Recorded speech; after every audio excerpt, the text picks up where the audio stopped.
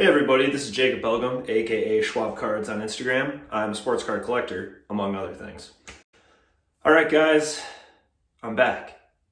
I don't doubt that you doubted me, that, oh, he's quitting, he's leaving on a high note, 900 views on his PSA card reveal, that low effort BS. He's done.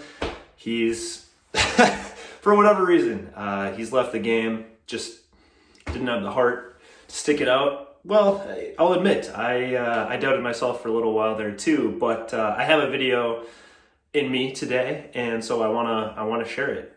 When I have one, I'm gonna share it. I can't guarantee that it's gonna be 3 times a week. I've got a lot of other priorities in my life right now, kind of business-wise. But the card game, it just, this card blood just pumps in me, man. I love this, and the YouTube side is a fun creative outlet. So without further ado, let's just hop back into it. So the theme of today's video is I bought 2 cards on last week's PWCC weekly auction.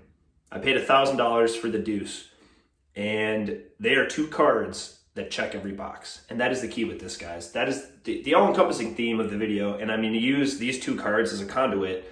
I've discussed it before, I'll say it again. I buy cards that tick boxes for me. They take a lot of boxes, and in today's card market, where card values, some would say, are all over the place, others would say are down, I'm even more picky than I've ever been. I'm so happy to shell out $1,000. I don't care, but it's got to be the right 1,000 on the right cards, and these are those cards. So first, we've got this Ray Allen 2012 Panini Prism, green Prism, first year Prism, Gem Mint 10 graded by PSA. This is a population 1 card. Okay, guys, this card's been in existence for about a decade, and it's hit a Gem Mint 10 once. I like that level of rarity, I can't lie to you. Another key factor on this card, color match, okay? The white and green classic Celtics jersey matched with the nice green Prism border, retail exclusive. You can't find these cards in any grade, in any condition, much less in Gem Mint 10. So it's just, oh, those boxes are ticked. Here's another little thing for you. That perfect image of Ray Allen shooting that jumper. He's got the shooting sleeve. He's just at the top of that iconic motion, that sweet fluid jumper that would almost look weird on anyone but him. That quick release. It is forever captured on this card, this piece of art, this piece of sports history. And here's a last little bit, guys, for you. And this is what really brings the whole card together. This checks the last box. See that logo in the top left corner? It's the Miami Heat logo. Now, some would say, oh, well, Schwab Cards, come on, man. Like, you got, like, clashing jerseys, blah, blah, blah. That almost takes away from the card. Au contraire, this adds to the card. 2012 Select came out after Prism. It had him in his Heat jersey. That's fine. There weren't many products in the years before. He doesn't have a lot of great Celtics cards. I like this in this card, and here's why. It commemorates a very pivotal moment in basketball history. Ray Allen leaving the Big 3 Celtics, Jesus becoming Judas as a Celtics and KG guy, and leaving to the kind of bastards of the sports universe, the Miami Heat, taking that sweet shot that helped the Celtics win a title and using it to really ensure that LeBron's Miami run did not go sort of unfulfilled with only 1 title. With that iconic shot he hit in Game 6 of the 2013 Finals. The fact that this card commemorates that in the moment, it also mentions in the bottom right corner there, signed by the Heat on 7/11/12, more than 10 years ago now. I just think that kind of speaks volumes to kind of the transactional nature of pro sports and how pivotal that move was. Even though Ray was on the latter end of his career, that shooting stroke never died. And the fact that both of those things are commemorated on this card, it's a team color match, extremely rare, first year Prism, iconic pose, pop 1. This is a card I'm happy to add to my collection at almost any price. I paid about $350 for this card. I would have been willing to pay close to $1,000 for this card alone, guys. So that's a key thing to consider in this market. Market price, I I've never really cared, guys. I pay what I think a card is worth. If a guy is offering me a card at 70% of comps that I just don't want, I'm not going to buy it. If a guy is offering me a card that has one comp and he's offering it to me at 1.5x that comp, if I like the card and I'd be willing to pay even more than that had that comp not existed, I'm buying it. And that's the moral of the story on this one, guys. So very cool card. I hope you can appreciate the logic, and I'm happy to hear opposing viewpoints in the comments below if you have them. Now, secondly, this is a card that actually auctioned off probably 7-8 months ago on PWCC. I bid on it then. I lost.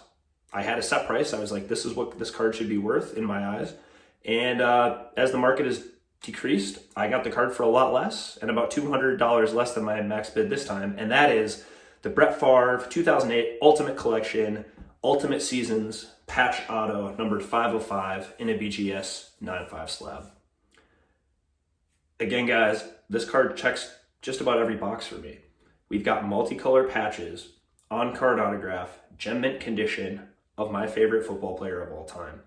It's got a nice bold autograph, 10 auto on the back, and those things are all nice. However, Favre has a lot of patch autographs, multicolor patch, gem mint condition.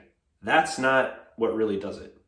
The key, guys, is the fact that it's Ultimate Season 2007, current from his playing days. At the bottom, past Dan Marino on the NFL all-time TD passes list. The image from the card is also from that 07 season, so it's not like they're pulling it from like his 96 Super Bowl run and commemorating the wrong season. All the layers fit, guys, and that is key. Cards are like ogres, which are like onions. They have layers. But I can't really... 2007, I was 12 years old, guys. That season for the Packers meant everything to me. The fact that it didn't end in a Super Bowl hurts me kind of to this day. As you can see, that background, that's from the 07 divisional playoffs against the Seahawks. I vividly remember watching that game. I remember watching so many games that year. I remember, obviously, the loss the next week against the Giants. I cried for a couple hours straight. I wanted to die. I can't overstate it, guys. But that 07 team, that 07 season, Favre's magical run, he earned an MVP vote that year during Brady's 50 touchdown season. I remember watching the game when he broke Marino's record. I was at my grandparents' farmhouse. Again, this is over half a lifetime ago for me at this point, but boy, that sure was exciting. They had an HD TV before anyone I knew, so I was able to watch it in HD. And boy, the fact that there are 5 copies of this card, this is in gem mint condition, it commemorates that season, what it meant to me as a kid. To me, that's priceless. And I paid about $650 for this one. Again, you can't put a price tag on a card like this. This is basically the Brett Favre card for me. I own a few other really nice ones. I own a really nice, immaculate premium patch autograph, game worn. I own his immaculate MVP autograph, which is numbered to 3 for the number of MVPs he won, which is so cool. Bunch of nice refractors, all that stuff. that image behind me, I like it. I've got, his jersey, other posters, but this is the Favre Grail for me. And that's what collecting is all about, guys. Finding cards that tick a lot of boxes, put you in a certain frame of mind, and make you remember why you love sports and why you love cardboard in the first place. So, kind of short today, but it's just 2 cards, but they mean the world to me. I think they're amazing, and I would buy them in any market. So, thanks for watching, guys, and keep collecting.